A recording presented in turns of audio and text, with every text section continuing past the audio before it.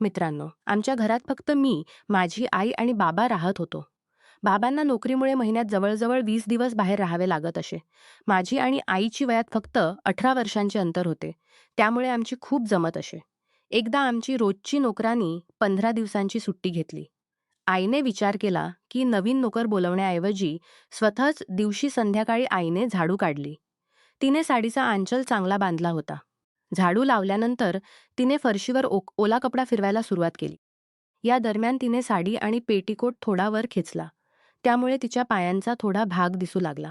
आईला अशा स्थितीत पाहून माझ्या मनात काही अटपटी विचार येऊ लागले. तरीही मी काही केले नाही.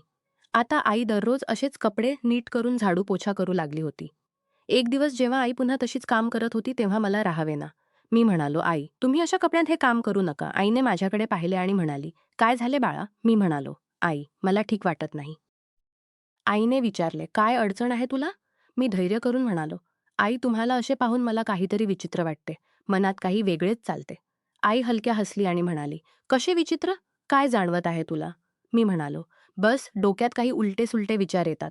तेव्हा आई उठून उभी राहिली आणि म्हणाली, अच्छा तर तुला ते हवे आहे. हवे असेल तर बोल, मी आणते. मी आश्चर्याने आईकडे पाहिले आणि म्हणालो, आई खरंच सांगत आहात? आईने हसून म्हणाली, होय, का नाही? तू लहान होतास तेव्हा मी नेहमी असेच करायचे. मग आई माझ्याजवळ सोफ्यावर बसली आणि म्हणाली, ये माझ्या मांडीवर डोके ठेव. मी आईच्या मांडीवर डोके टेकवले आणि निद्रिस्त झालो. आईने हळूच विचारले, बरे वाटत आहे ना? मी फक्त डोके हलवून होय म्हटले. आईने प्रेमाने म्हणाली, तुला जितके मन असेल तितके राहा. मलाही बरे वाटत आहे. कित्येक वर्षांनंतर कोणी माझ्या इतके जवळ आले आहे. मग आईने पाठ सोफ्याला टेकवली आणि डोळे मिटले. थोड्या वेळाने मी विचारले, आई तुम्हाला बरे वाटत आहे ना? आईने माझ्या डोक्यावर हात फिरवत म्हणाली, अरे किती बरे वाटत आहे. मी काय सांगू? मग आई उठली. माझा हात धरला आणि म्हणाली, चल आपल्या खोलीत जाऊया. आम्ही खोलीत पोचलो. आई बिछाण्यावर झोपली आणि म्हणाली, ये माझ्याजवळ ये. मी आईजवळ गेलो आणि म्हणालो, आई आपण कधी असे बोलत होतो.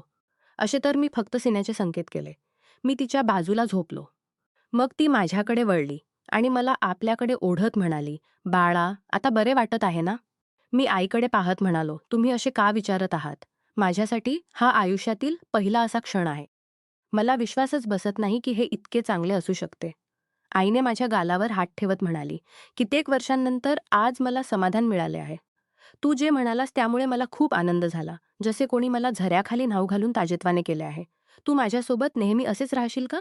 मी म्हणालो, तुमच्या आनंदासाठी मी सर्व काही करेन. आईने मला वारंवार मिठी मारली आणि म्हणाली, माझा बाळा किती चांगला आहे. आता आपण नेहमी असेच राहू. मग मी आईला म्हणालो, जर तुम्हाला राग येणार नसेल तर एक प्रश्न विचारू. आई म्हणाली, राग का येईल? विचार माझ्या लाडक्या. मी विचारले, आई, बाबा तुमच्या सोबत राहत नाहीत का? तुम्ही दोघे बोलत नाही का? आईने एक दीर्घ श्वास घेतला आणि म्हणाली, गेल्या काही वर्षात आमचे बोलणे खूप कमी झाले आहे. 4-5 महिन्यात कधी कधी भेटतात आणि जेव्हा भेटतात तेव्हा ते लवकर झोपतात. मी आईच्या मांडीत चेहरा लपवला आणि शांत झालो. आई म्हणाली, तू असेच बोलत आहेस का? मी म्हणालो, नाही. मला खरोखर जाणून घ्यायचे होते की त्यांना बरे वाटते का? आई माझ्यासमोर आली आणि माझ्या गालावर हलकासा थाप मारत म्हणाली, होय, कोणाला बरे वाटणार नाही. तूने आता पाहिले ना. मग आई म्हणाली, चल पुन्हा कधीतरी करू. आत्ता खूप काम आहे, उठायला हवे, जेवणही तयार करायचे आहे. असे म्हणून आई उठून निघाली. तेव्हा मी विचारले, आई तुम्ही आज पुन्हा येणार का? आई म्हणाली, होय रे माझ्या बाळा, आजच आणि खूप मजेत. मग आई हॉलमध्ये गेली. कपडे नीट केले आणि जेवण बनवण्याची तयारी सुरू केली. मीही मागे मागे गेलो आणि माझी शर्ट घातली.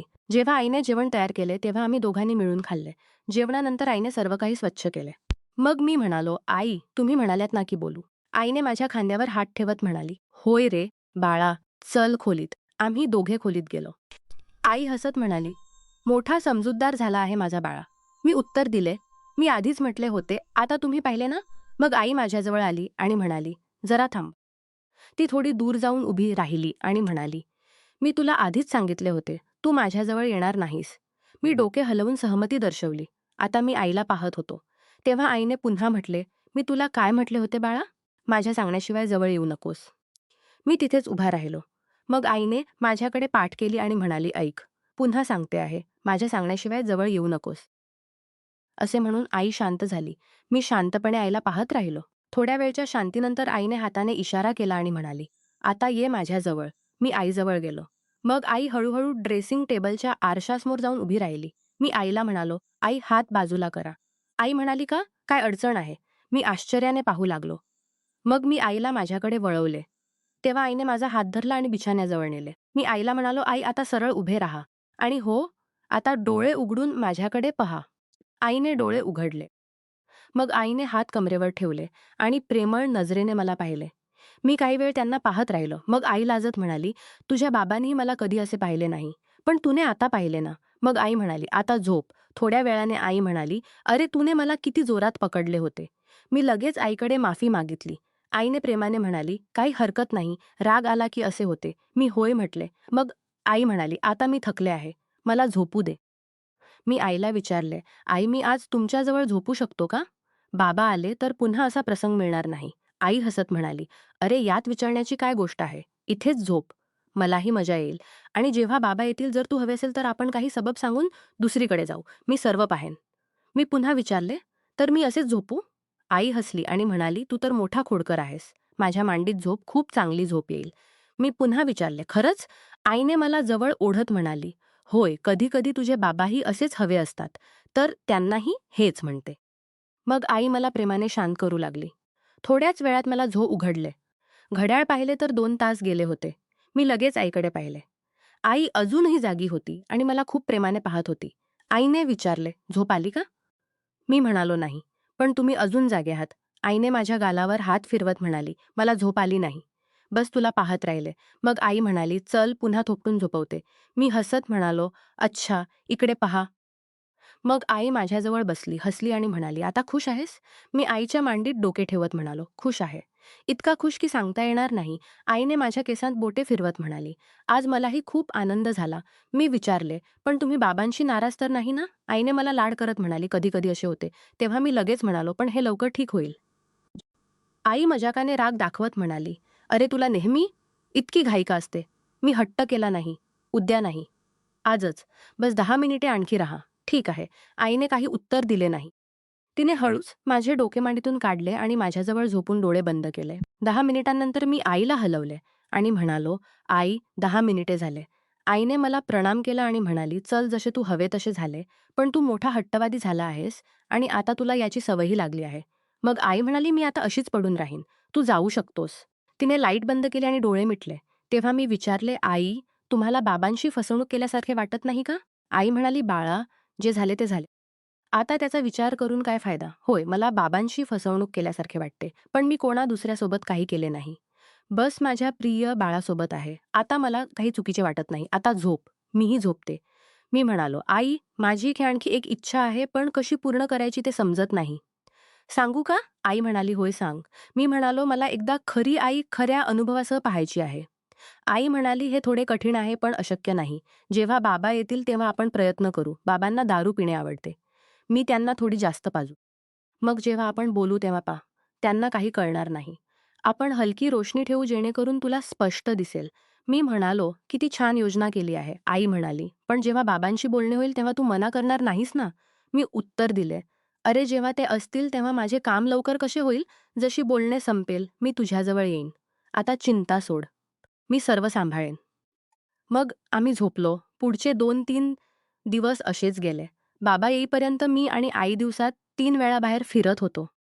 7 दिवसांनंतर बाबा दौऱ्यातून परत आले, पण 3 दिवसांनंतर पुन्हा निघून गेले. त्याच दिवशी आईची एक मैत्रीण घरी आली. मला त्यांच्या बोलण्यात रस नव्हता म्हणून मी माझ्या खोलीत गेलो. पण त्यांच्या गोष्टी माझ्या कानापर्यंत येत होत्या. आईच्या मैत्रिणीचे नाव शालिनी होते. ती म्हणाली, "काय हाल आहे सुनीता? सर्व कसे चालले आहे? आज तू खूप खुश दिसत आहेस. काय गोष्ट आहे?" आई म्हणाली, "होय, खरोखर मी खूप खुश आहे. माझी अडचण सुटली आहे.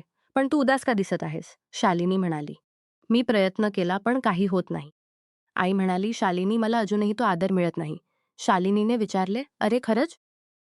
आई म्हणाली, "हो यार, ते 1-2 वेळा म्हणतात, पण मग 2-3 मिनिटांत कामावर निघून जातात. मला खूप राग येतो, जळते आणि चीड येते. मी वारंवार प्रेमाने समजावते. विचारते की पुढच्या वेळी कदाचित थांबतील आणि माझे मन शांत होईल, पण काही फायदा नाही." शालिनीने विचारले, "पण सुनीता, तुला काही उपाय सापडला असेल. कुणा मित्राच्या ओळखीशी बोललीस?" आई म्हणाली, "पहा शालिनी, फोन तर तुझ्या घरातच आहे.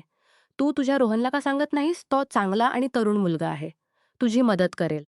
शालिनी चकित झाली आणि म्हणाली, "अरे तू काय बोलत आहेस? वाटते तुला स्वतःला काही अनुभव आहे." आई म्हणाली, "अरे होय, मी माझ्या अनुभवातून सांगत आहे. मला आठवते. 6-7 दिवसांपूर्वी मी बाळाला काही काम शिकवले होते. प्रथम तो हिचकत होता, पण मग वाटले. पण मी ठरवले की स्वतःची वाट स्वतः करायची. मग मी त्याला काम करायला लावले. तो खूप प्रेमाने बोलतो. मला पूर्ण आदर देतो. आता तर 7 दिवसांपासून आम्ही दिवसात किमान 4 वेळा भेटतो." आई पुढे म्हणाली, "शालिनी, तू रोहनशी बोल." मग पुढचे 5-10 मिनिटे आईने खूप मजेशीर गोष्टी केल्या. मी खोलीतून बाहेर डोकावू लागलो. आई बोलत होती, पण शालिनी थोडी अस्वस्थ वाटत होती. तेव्हा शालिनी म्हणाली, "तू काय सांगत आहेस सुनीता? मला हे जमणार नाही. रोहन तर खूप भोळा आहे." मग तिने हळूच म्हटले, "पण सुनीता, जर मी तुझ्याकडून काही मागितले तर मान्य करशील?" आई म्हणाली, "होय, होय, सांग काय हवंय?" शालिनी हिचकत म्हणाली, "कसे सांगू? काय तू तुझा बाळा मला देऊ शकतेस? तो माझा मुलगा तर नाही. मला माझी झिजकी तोडायची आहे ना." आई विचारात पडली आणि म्हणाली, "रोहनची काळजी करू नकोस. आधी मी बाळाला विचारते. तो मना करणार नाही. त्याला ही सवय झाली आहे." शालिनी म्हणाली, "अरे विचारताच माझे हृदय जोरात धडधडत आहे. काय आता विचारू?" आई म्हणाली, "अरे तो आता घरातच आहे." शालिनी चकित, "खरंच?" तेव्हा आईने मला हाक मारली, "बाळा, माझ्यासाठी एक काम करशील?" मी लगेच बाहेर आलो. मला हसू आले आणि मी म्हणालो, "काय गोष्ट आहे आई?" आईने प्रथम माझा परिचय करून दिला. "बाळा, ही माझी मैत्रीण शालिनी आहे. ही तुझी मावशी लागते. तिचे एक काम आहे. काय तू माझ्यासाठी करशील?" हे ऐकून मला जोरात हसू आले आणि मी म्हणालो, "आई, तुमचे काम झाले समजा. मी तयार आहे." हे ऐकून शालिनी मावशी लाजली. आईने शालिनीला विचारले, "आता सांग कधी आणि कुठे?" शालिनी मावशीने हळूच म्हटले, "आजही ठीक आहे." आई म्हणाली, "आत्ता नाही. या गोष्टींनीच मला झोप येत आहे. पण आज संध्याकाळी त्याला तुझ्याकडे पाठवेन." शालिनी मावशीने चिंता व्यक्त केली. "आज घरात सर्व असतील. उद्या दुपारी पाठव. तेव्हा सर्व ऑफिसमध्ये असतील आणि रोहनी 5 दिवसांसाठी कुठे जात आहे?" आईने होय म्हटले. पण शालिनी मावशी तरीही जायला तयार नव्हती. शेवटी आई म्हणाली, "शालिनी, आता चल. उद्या बाळा तुझ्याकडे येईल." मग मावशी निघाली. त्यांच्या जाताच आईने मला चिडवले, "बाळा, मावशीला भेटल्यानंतर मला तर विसरणार नाहीस?" मी आईजवळ गेलो आणि म्हणालो, "तुम्हाला माझ्या सर्वात प्रिय आहात." आईने विचारले, "चहा पिशील?" मी होय म्हटले तर आई चहा बनवायला गेली. चहा घेऊन आली. चहा पिताना मी विचारले, "आई, शालिनी मावशी तुमच्यापेक्षा मोठ्या आहेत ना? त्यांचे केस पांढरे होत आहेत." आई म्हणाली, "जास्त नाही. बस 1.5 वर्ष मोठ्या असतील." मी म्हणालो, "उद्या त्यांना भेटायला जाईन तर त्या वयाने मोठ्या वाटतील." आई म्हणाली, "वय जास्त असेल तर काय? त्यांनी होय म्हटले आहे, तर जा आणि पहा. जर आवडले नाही तर पुन्हा जाऊ नकोस." आम्ही बोलत होतो की आईचा फोन वाजला. आईने फोन उचलला आणि म्हणाली, "बोल शालिनी." शालिनी मावशी थोडी थांबून म्हणाली, "बाळा, आता येऊ शकतो का?" आई म्हणाली, "थांब, आता विचारते." आईने स्पीकर झाकून मला विचारले, "अरे शालिनी मावशी विचारत आहेत का आता जाऊ शकतोस? आत्ता तर आपण उहा विचारले."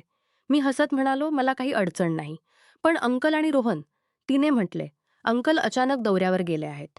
आणि रोहनने सांगितले की तो आज मित्राच्या घरी राहील. आज त्यांचे येणे कठीण आहे." मी म्हणालो, "ठीक आहे आई, तिला सांग. मी 20 मिनिटांत पोहोचतो."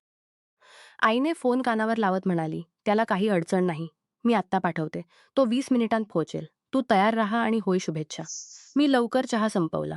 फ्रेश झालो, कपडे बदलले आणि निघालो. मी मावशीच्या घरी 15 मिनिटांत पोहोचलो. बाईक पार्क करताना पाहिले की मावशी बाल्कनीत उभी होती. लिफ्टने वर गेलो. मावशीने दार आधीच उघडे ठेवले होते. ती हॉलमध्ये सोफ्यावर बसली होती. तिने साध्या कॉटनची कुर्ती आणि पायजमा घातला होता. ती काही खास दिसत नव्हती. मी मावशीकडे गेलो. मावशी म्हणाली, "अरे दार तर बंद कर." मी दार बंद केले आणि म्हणालो, "बोला, तयार आहात ना?" मावशी लाजत म्हणाली, "म्हणूनच तर बोलावले." मग तिने माझा हात धरला आणि जवळ ओढले. नजर दूर करत म्हणाली, "तर तू आणि सुनीता?" मी हसत म्हणालो, "तुम्हाला सर्व सांगताना आईला गरज वाटली म्हणून मला बोलावले आणि तुम्ही गेल्यानंतर पुन्हा बोलावले." मावशी म्हणाली, "तर आता आपण." मी म्हणालो, "मी तुमच्या सर्व गोष्टी ऐकत होतो. आता उशीर करू नका. मला परतही जायचे आहे." मग 30 मिनिटांनंतर शालिनी मावशी म्हणाली, "आजच्यासाठी खूप खूप धन्यवाद बाळा. पुन्हा येशील ना? जर आला नाहीस तर लक्षात ठेव, मी येईन." मी म्हणालो, "मावशी, मला आता जायला हवे. आई वाट पाहत असेल." मावशी हसली आणि म्हणाली, "ठीक आहे, पण उद्या नक्की ये. नाहीतर तुला आठवेन." मी तयार होऊन घर निघालो. आईने दार उघडले आणि विचारले, "बाळा, काय झाले? तिचे काम झाले का?" मी हसत म्हणालो, "होय आई." आईने डोळे मोठे करून म्हणाली, "अरे, हे कोणते विचित्र शब्द बोलत आहेस?" मी हसत म्हणालो, "मावशीने शिकवले. मला तर चांगले वाटले." आई म्हणाली, "मोठा भाग्यवान आहेस तू. पण एक गोष्ट माझी मान्य करायला लागेल. मी काही क्षण शांत राहिलो. मग म्हणालो, "आई, आता मला हे सर्व चुकीचे वाटत आहे. आपण हे थांबवायला हवे. बाबांशी बोलून आपले नाते सुधारायला हवे. असे करून आपण कुटुंब उद्ध्वस्त करत आहोत. मला यापुढे नको." आई काही वेळ शांत राहिली. तिचे डोळे भरून आले. मग तिने माझा हात धरला आणि म्हणाली, "तू बरोबर आहेस बाळा. एकटेपणामुळे आणि असमाधानामुळे मी चुकीचा मार्ग निवडला. मी तुझ्यावर अन्याय केला. आता हे सगळे थांबूया. बाबा परत आल्यावर आपण त्यांच्याशी खुलून बोलू आणि नाते सुधारण्याचा प्रयत्न करू. तू माझा मुलगा आहेस, माझा मित्र नाही. हे कधीही पुन्हा होणार नाही." त्या दिवसानंतर आम्ही असे कधी केले नाही. बाबा परत आल्यावर आईने त्यांच्याशी संवाद साधला. हळूहळू गोष्टी सुधारल्या. मला समजले की कौटुंबिक संबंधांमध्ये अशा सीमा ओलांडणे किती घातक आणि चुकीचे आहे. एकटेपणा किंवा असमाधानामुळे चुकीचे निर्णय घेऊ नयेत. संवाद, आदर आणि संयम हाच खरा उपाय आहे. कुटुंबातील प्रत्येक व्यक्तीचा आदर ठेवणे आणि चुकीच्या मार्गापासून दूर राहणे हेच योग्य आहे. अशा चुकांमुळे संबंध तुटतात, अपराध भावना राहते आणि आयुष्य भरकटते. म्हणूनच नेहमी योग्य मार्ग निवडा. नमस्कार मित्रांनो, तुम्हाला ही कथा आवडली असेल तर चॅनेलला सबस्क्राईब करायला विसरू नका. आणि यापेक्षाही अधिक रंजक व्हिडिओ पाहण्यासाठी माझ्या चॅनेलवर नुकताच अपलोड केलेला नवीन व्हिडिओ नक्की पहा. तो तुम्हाला खूप आवडेल अशी मला आशा आहे.